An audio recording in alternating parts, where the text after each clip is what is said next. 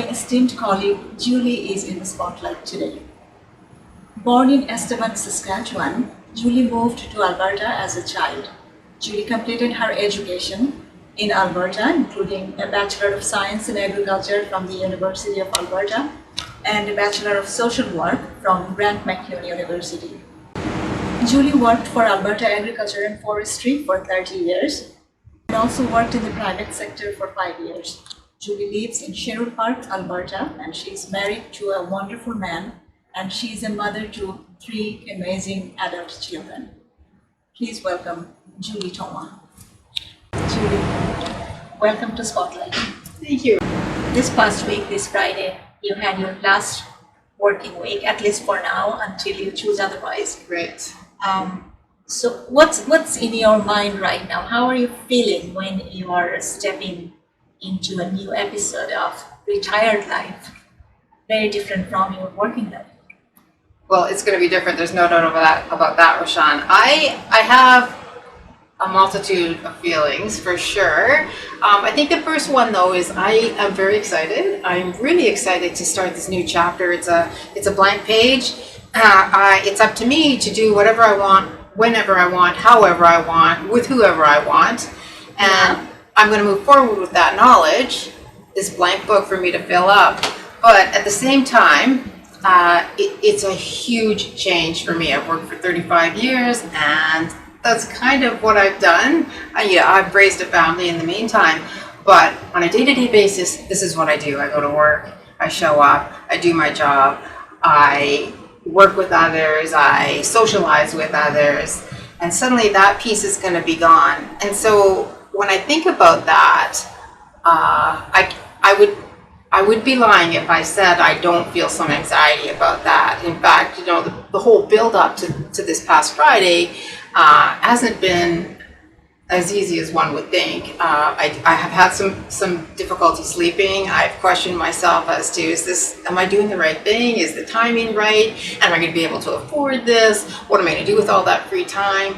How am I going to survive without my colleagues? I'm going to miss them so much. What about that morning coffee that I have every day and chat with my colleagues? How is that going to go? So yes, there definitely is that piece. But there is the exciting piece too. So it's a mixture for me. I'm just all over the map about this. It's a new routine that is not made yet. That's right. Yeah. So in that blank scribbler that I was talking about, that's where I'm going to have to create my new routines. Yeah. So now that it's a blank slate, what's in your bucket list? What is the first thing that you want to do in your new segment of life? The first thing that I'm going to do on my bucket list is I'm going to go skiing at Whistler. Oh, wow. So yes, in fact, 1 month from today, March 9th, I will be skiing at Whistler with my oldest son and with my husband. Wow. That sounds exciting. I'm looking forward to it for sure. Yeah, have fun. Thanks. You worked about 35 years for the province. I'm sure there are many such memories, of funny memory, awkward memory, and proud memories that you have had in these 35 years. Will you share the funniest memory that you have from your work life, and also maybe the most awkward memory? Absolutely. So I will start with the funniest memory. So I worked for many years for the Alberta Grains Council, and in that role I did a lot of traveling to farm meetings. Traveled all over the province, and it seemed like I was always headed to farm meetings during the winter. And without fail, I'd be traveling in a blizzard.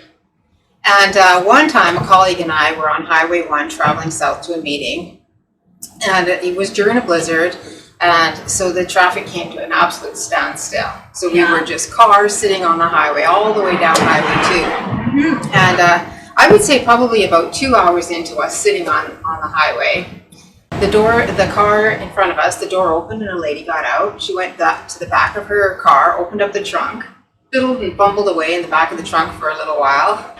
The next thing you do, she had in her hands a tray of cupcakes. And she walked towards our car, doing the penguin walk the entire way because the roads were so slippery. She didn't want to fall.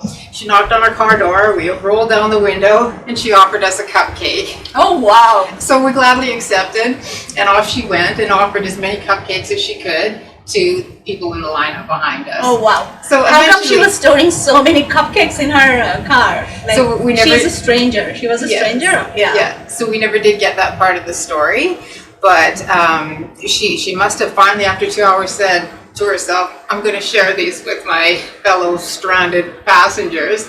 So eventually, we saw her coming back with an empty tray and get back into her car. For all the hungry people. And what is the most awkward memory that you have?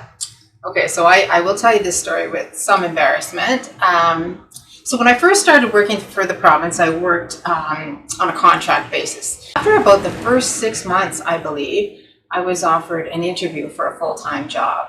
And of course, I jumped at that opportunity. But I was young, I was 23, and I think back now and I don't know what was going through my head, probably nothing, but I did not prepare for the interview. Not at all. I didn't crack a book. I didn't review any interview questions. I did absolutely no homework for this. So I got into the interview, and the only question I could answer was, "Where are you currently working?" That was the only question. And the next question I couldn't answer, and the next question I couldn't answer. And pretty soon I'm beet red, I'm 100 degrees, I'm sweating. And you know, some of the questions I actually knew the answers to, but I was so wrapped up. You were really nervous. I was so nervous, and it just got worse and worse and worse. But I guess the upside of the story is that that never happened to me ever again. Yeah.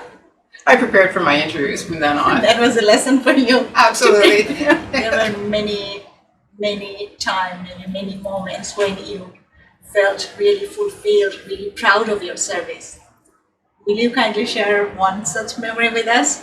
So I've thought about this a lot, Roshan, and I thought, and I was not able to pinpoint one exact time where I felt so fulfilled that I could share the exact time and project with you. There must be many such memories. There were, and as I was saying earlier, I worked with the Alberta Grains Council, and the Alberta Grains Council was a group of farmers, 8 farmers, whose role was to advise the Minister of Agriculture on issues and trends and needs within the grains industry. So we spent a lot of time deliberating issues, and we would make recommendations to the minister.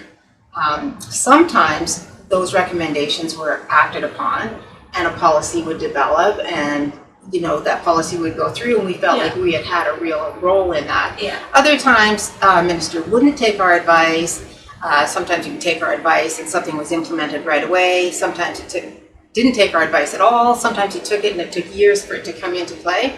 But I think the fulfillment for me was those times when we saw a policy put into place that we felt that we had been instrumental in, and that we were able to help the producers in the province of Alberta.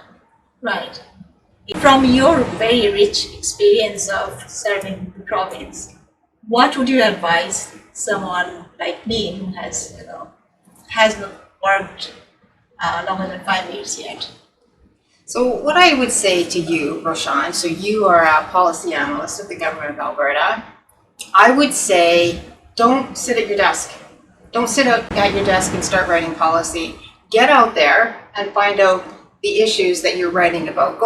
If you're going to write a policy about something to do with the grain industry, for example, go out there and meet the farmers.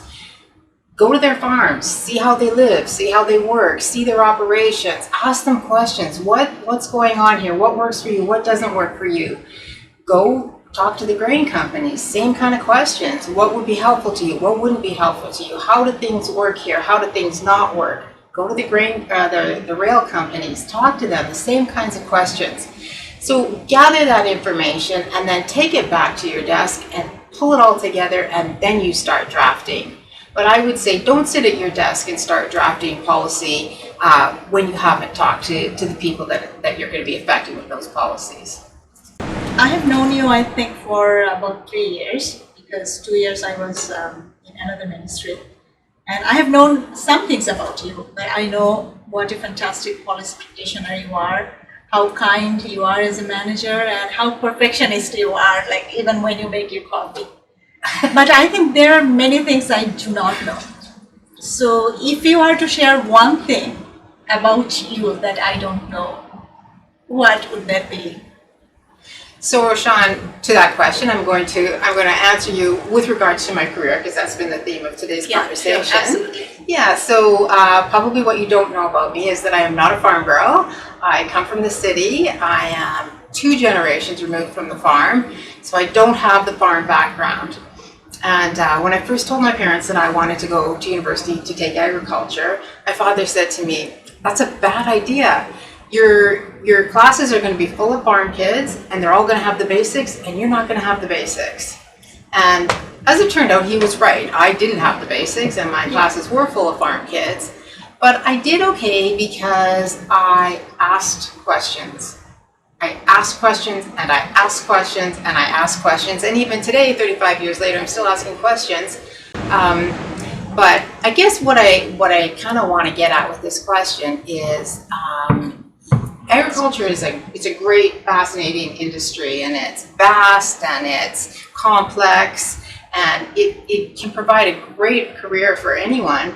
I just want people to know you don't need the background in agriculture. You can do just fine if you get in there and you ask questions and find out what you don't know. I think this is a general understanding that if you want to serve the agriculture sector, you have to have some agriculture background, like farming background. But look at you. You are such an amazing example of somebody coming from not a farm family, but serving agriculture so boldly, so beautifully, so in such a rich way for 35 years. I give great thanks to the farmers that I worked with.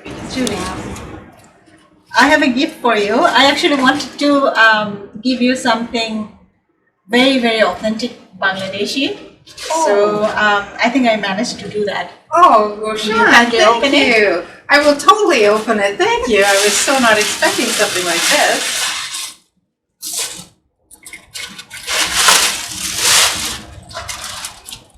Oh, lovely. Lovely. It looks like a necklace and earrings. Yeah. And can you explain? Yeah, definitely. So this is what it is. It is made out of clay. This is a very, very traditional Bangladeshi jewelry, and it is made by very grassroots level people, and it is sold in the street. In the month of February, if you go to Bangladesh, in the capital city, everywhere you will see by the street people will be selling lots of handmade, made out of clay jewelry with different color paints in them.